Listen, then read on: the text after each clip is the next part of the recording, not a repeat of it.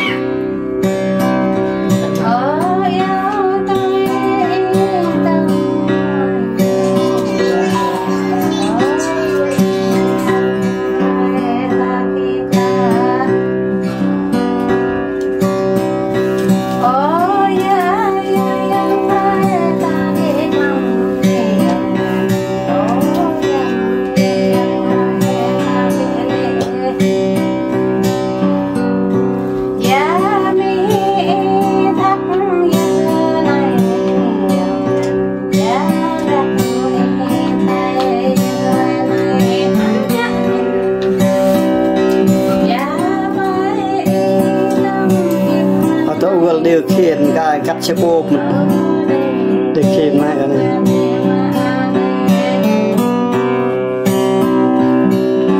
điều khiển nó ba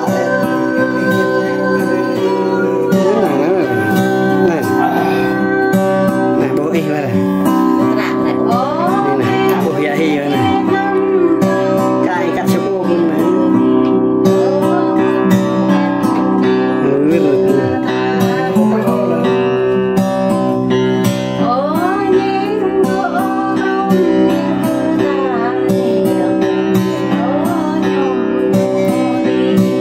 điều khiển nó mày cài mình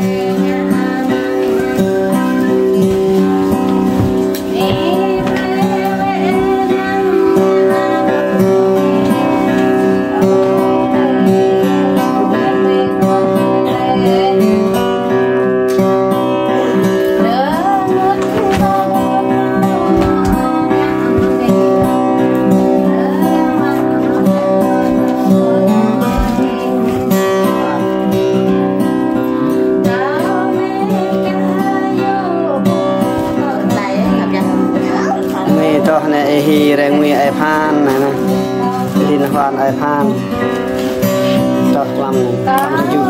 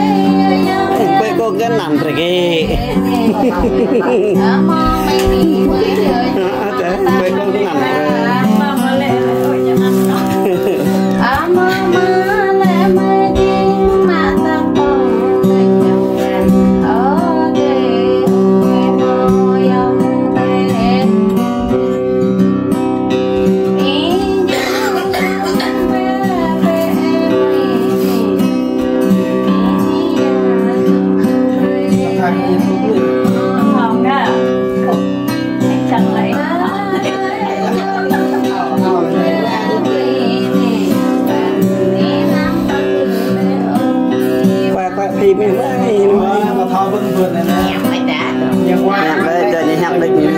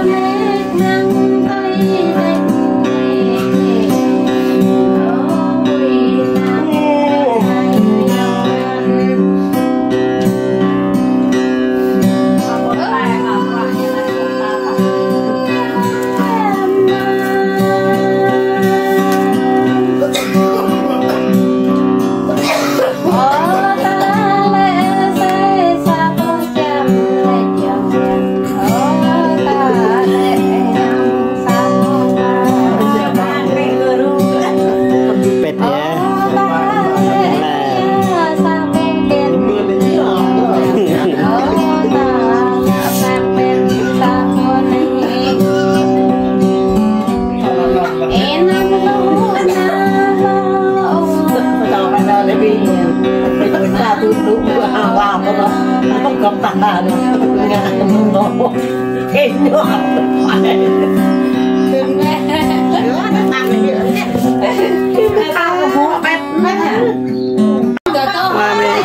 mình chẳng mang là không bạc cái đó không bạc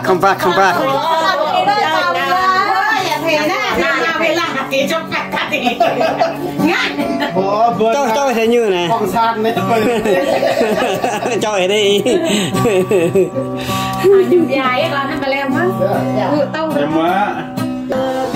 món nặng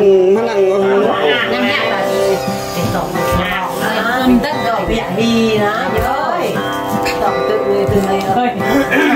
tôi cho tao đấy nè nghĩa tao tặng chặt là phẹt nó phạt ra rồi đấy nhỉ ạ mọi người đi van net này đây là địa tàu tông tàu này tao làm tao địa van net như thế kìa ai khai rồi thao chơi ý như đâu nghe thao thôi để hồn net ngắn luôn tội vậy đi van net đấy cái bọi rồi để rạp được cái này mày có đi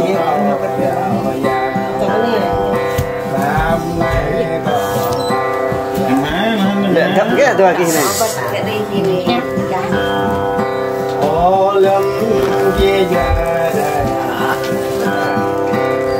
ô lâm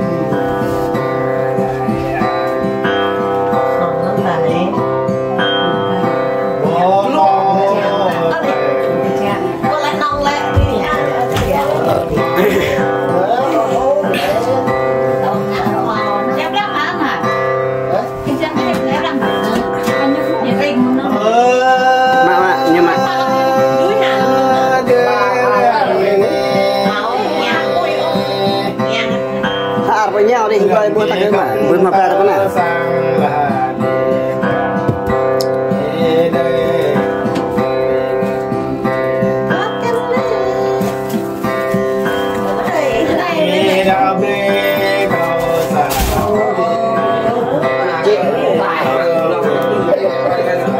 ca được bạn này không được hả thì qua cái hả là nó ai thay nhận chứ và cái thì cái anh có thọ bè mô tê đi yêu tê biết yêu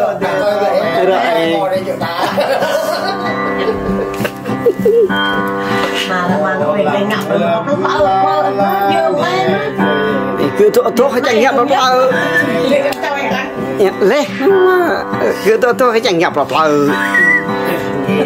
em tức nó plơ nó cả cái nghe chẳng lớn ta kìa em có cho em mô tê đi có thọ thọ con già mình đang phải mày có gia con về là mày lê có về con dễ luôn dọ họ hay họ ba gì dọ vậy bắt đầu dạ tao làm việc xem ngoài đây được cả xoan dạo gần như xoan mấy thảo đây là xoan như kia như mẹ à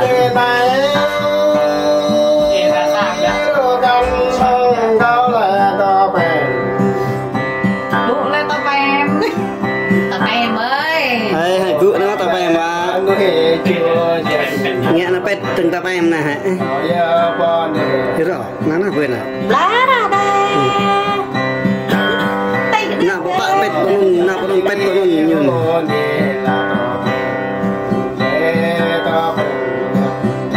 bé bạn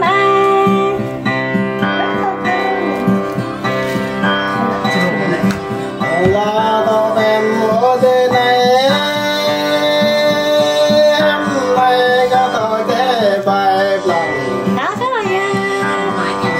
em lại có tôi dùng bài lòng bé tắt của nó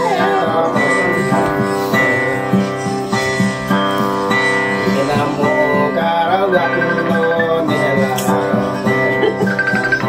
thoát lại ca mà yên nè hỏi thế là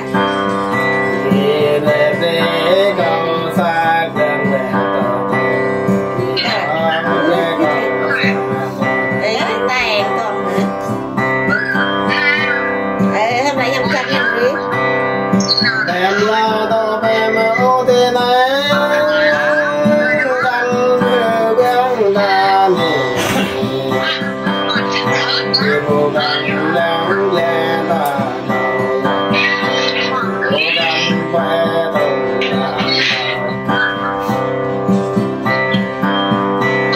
cố gắng chưa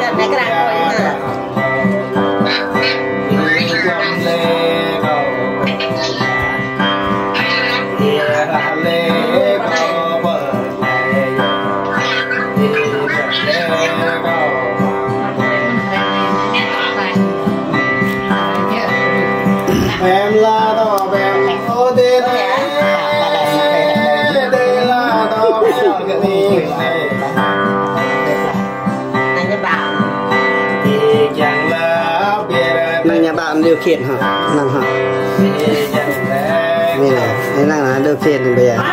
hoặc là vừa thì chẳng là giá họ thể là được ở đây tao em cáo đây lên ô cậu này bố nuôi chia bò đồ ô cậu thọ tuột tắc tắc nhiều nghe bà lá nhập thọ đây lúc ngoài là em cũng nhẹ kiểm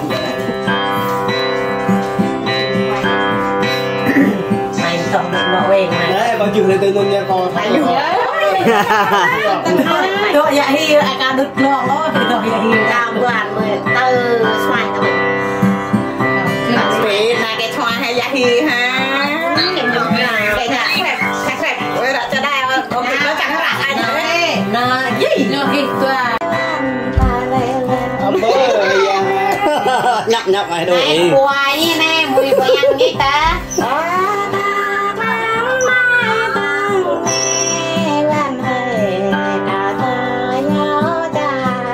đọc nhớ đọc đi dạo rồi vụ ngọt là cái chừng ngày kia là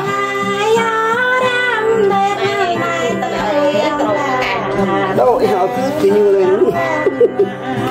nòng đấy rồi người ta cổ hết rồi mà này quá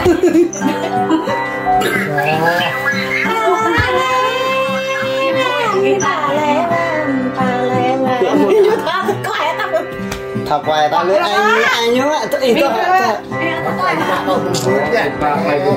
cái mạng ba lên khơi thật lòng thật rồi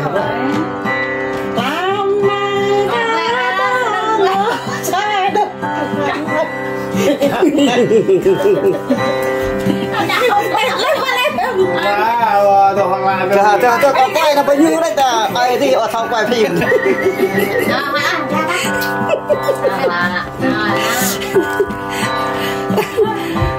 con chua như đó để từ giờ thằng quay phim Được lắm ạ, bắt đầu.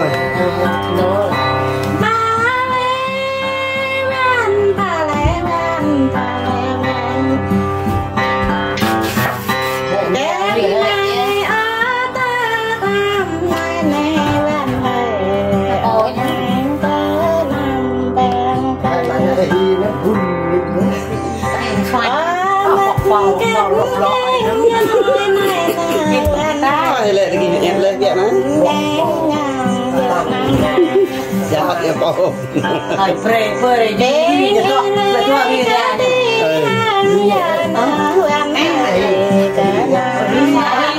Thì em biết à? Em ta. Các bạn.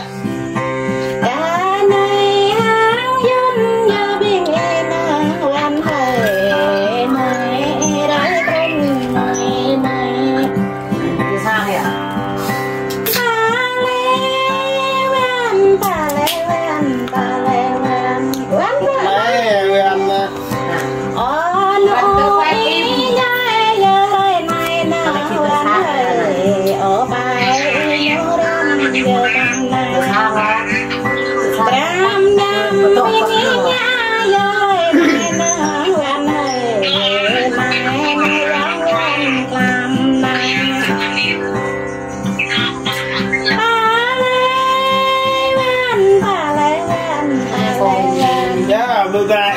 đi vậy là chị hả ta? Một lúc nghe mút này ta.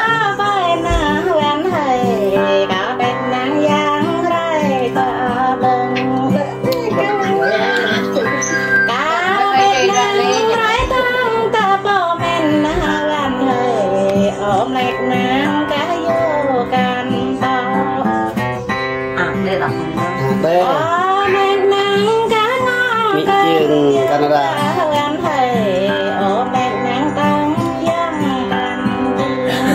Gồm một bé dàn một tỷ. Bạn này group này. Này ra. Học bữa rạc ta. Họ ta. Bắt đầu. Nhà ta kìa. Cái nhẹ nhiều nè. Này phải tự thân nữa. Cho hỗ ở đây cho nhẹ này. Dạ gì đây. Học này đây mà không lúc. Đây học. Đó lại. Dạ đấy. Rồi xem nó để ví dụ mọi năng theo.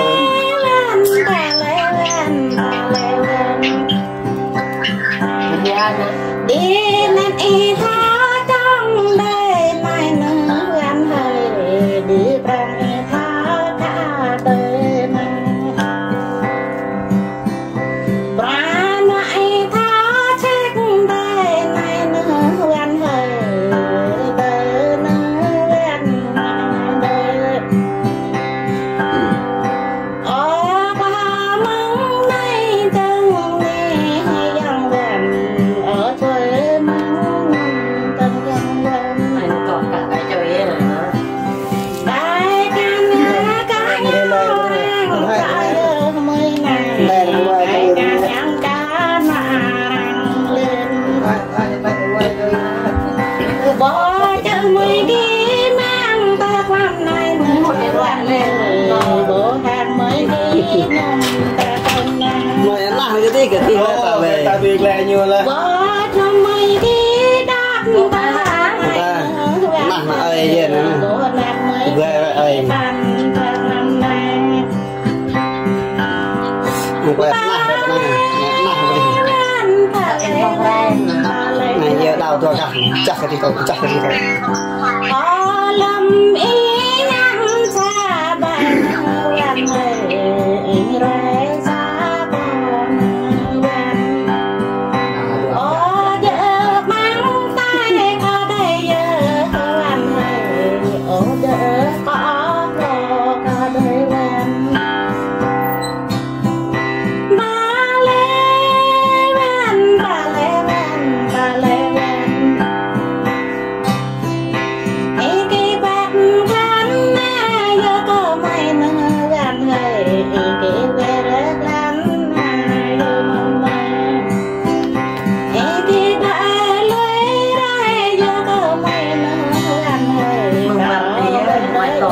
phải cho mình nó phải về lại mình bé ai nhỉ họ và mình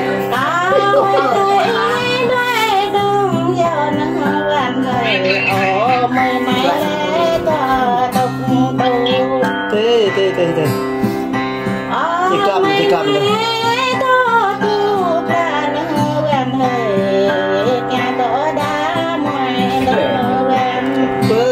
ngọt vậy là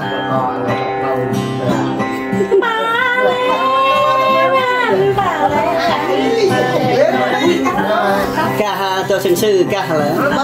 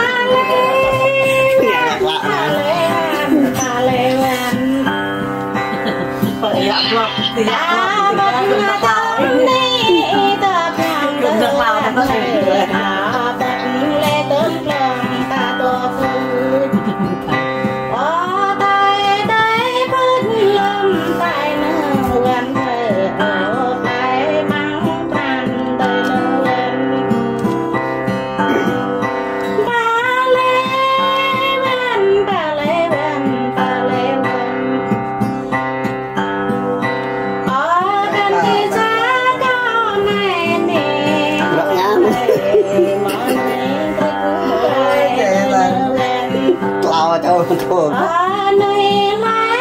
việc đang làm này đây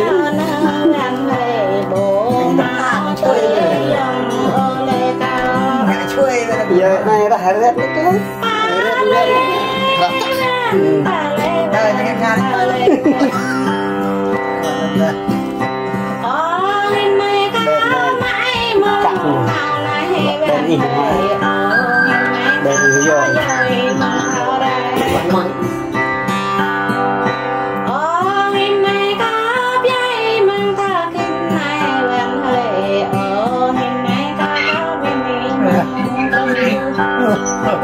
cho năm tuần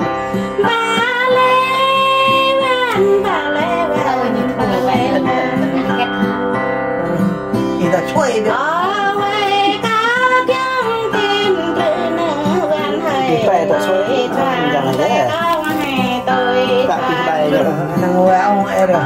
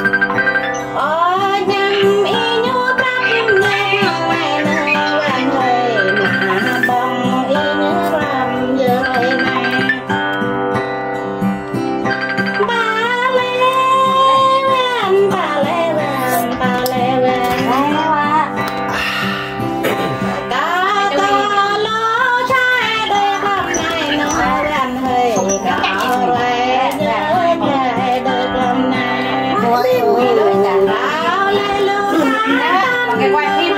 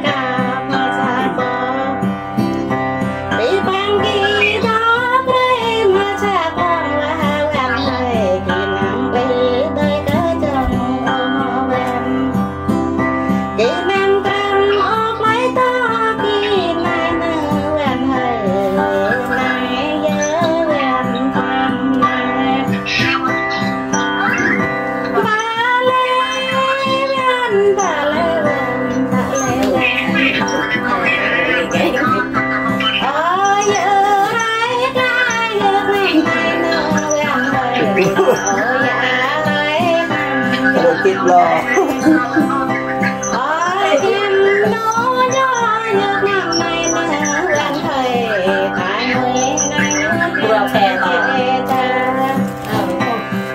Hãy subscribe cho kênh Ghiền Mì Gõ để không bỏ lỡ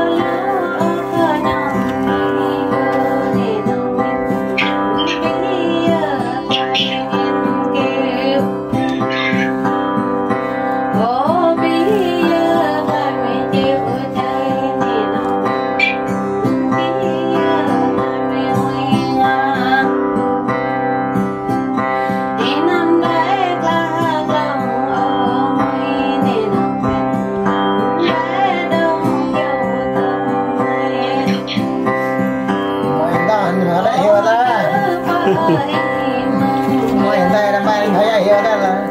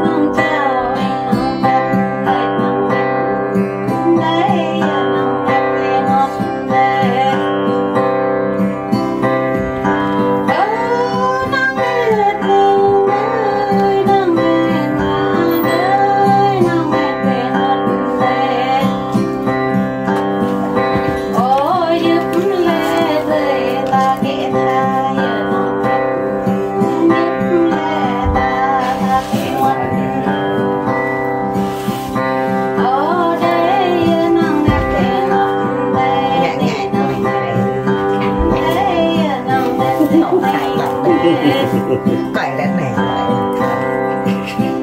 em là game dar nhọc à? Tôi mới nhọc à? Tưởng mẹ đang còn trò cười là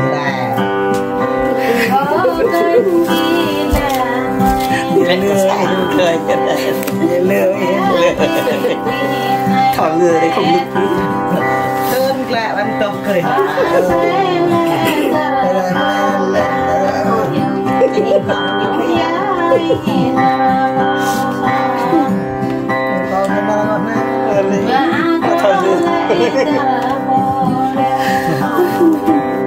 lừa bắt lại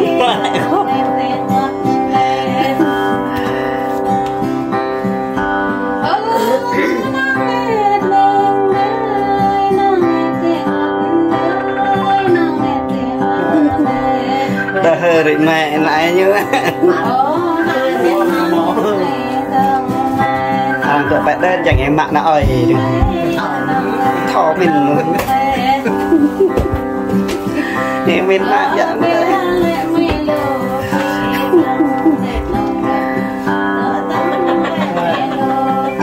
biết khi ta làm ở phần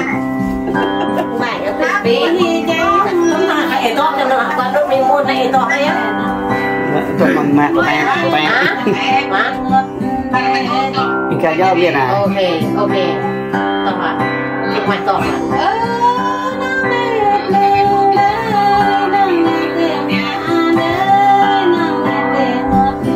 bên em gặp em bạn nào biết gì vậy con mẹ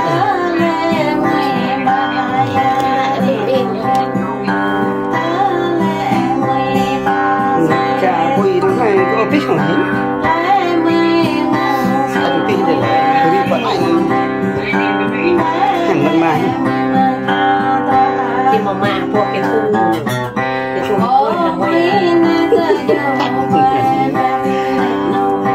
và đặc điểm về có thể em xem tặng để làm thụt đấy đã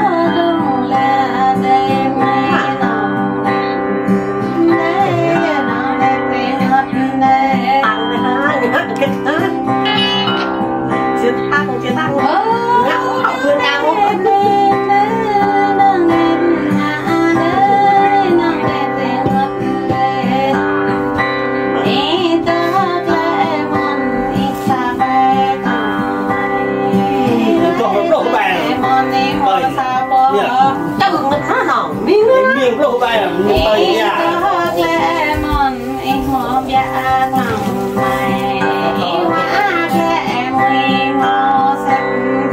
bơi nó ai dùng đi bơi nó cho em đến nó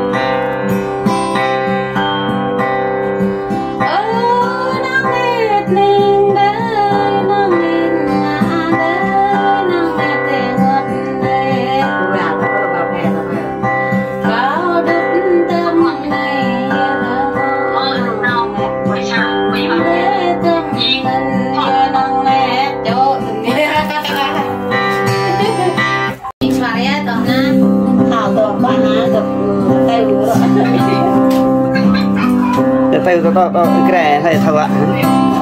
kere to thấy ạ này ta ai dạ lan đấy yo không như vậy ra ôi yang ta phải mua hạt đi ta phải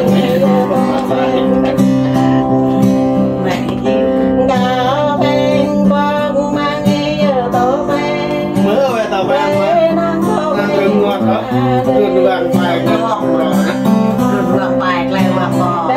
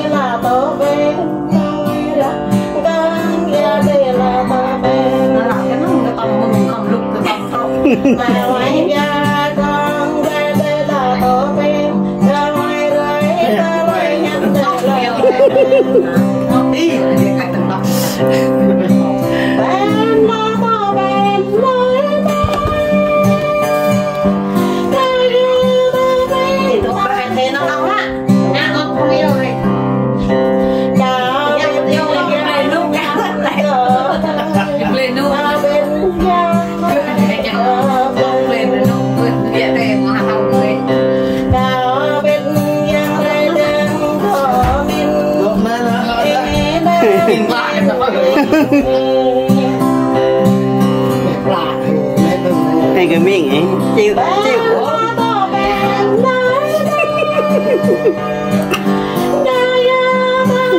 chịu quỳ bác ô giang chồng tôi không bài mà lầm để đang tơ bên để đang tơ bên trong này những cái này nhà đi nhà bài này coi như kiệt bò ngọt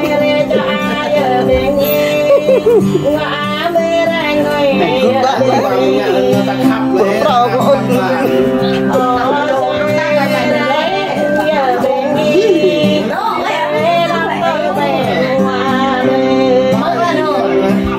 quay dàiถ่ายเลยลูกอะไรทำเป็นมุ้ยต้นสามbữa nay phải dạy mẹ hả đó gọi liền ra ao tầm vàng vậy mở ra này này khen xôi em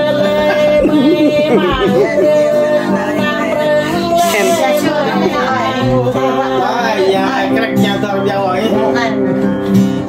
mày làm rê ban băng ở cửa mây đây là năng mệt cả ngoại đây yang đi cái tàu này sao ban ba bao bèn lấy berapa lah từ mirip lá giờ này kia ở mây đây thôi giờ đang bằng tân năng là đi cho buồn đi lên có sạch không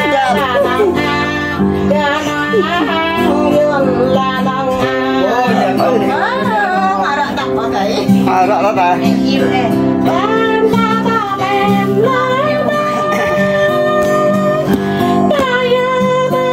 lấy đồ tàng xôi tao mượn cái xe là cái xe là Việt Nam cái này giờ sụp là tao nâng đấy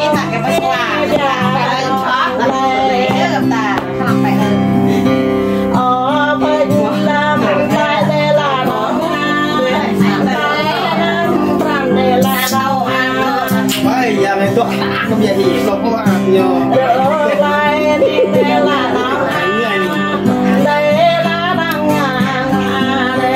nó nòng mà nòng không mất một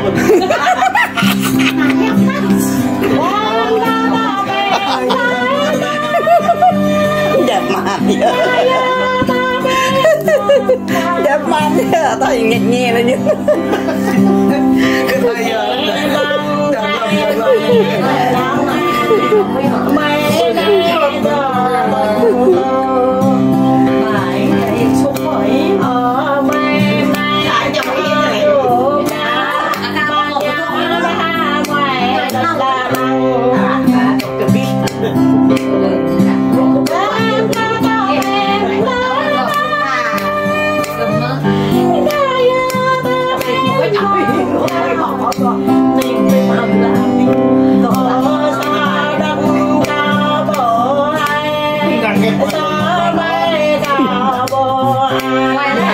bên là gì đây là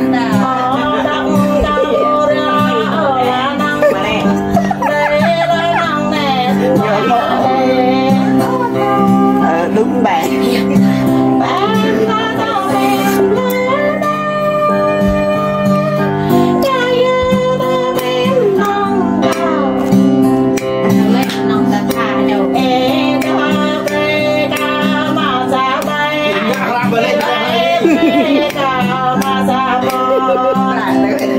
rẻ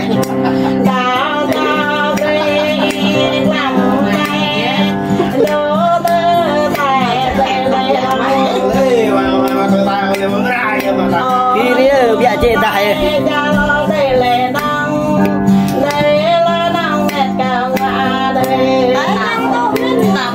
Hãy subscribe cho kênh Ghiền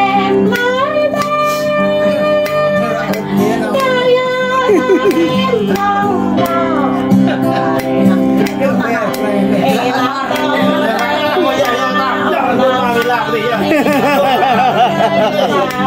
bỏ lỡ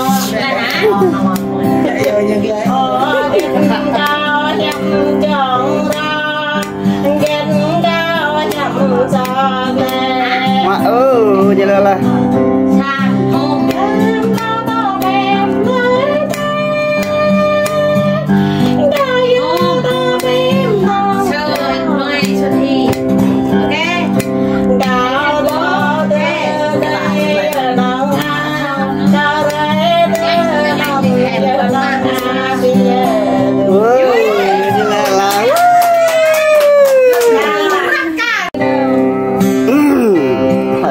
như tuần này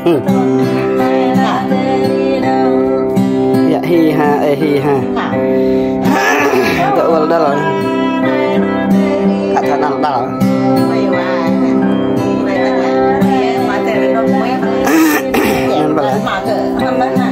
mà để đầu đừng thật là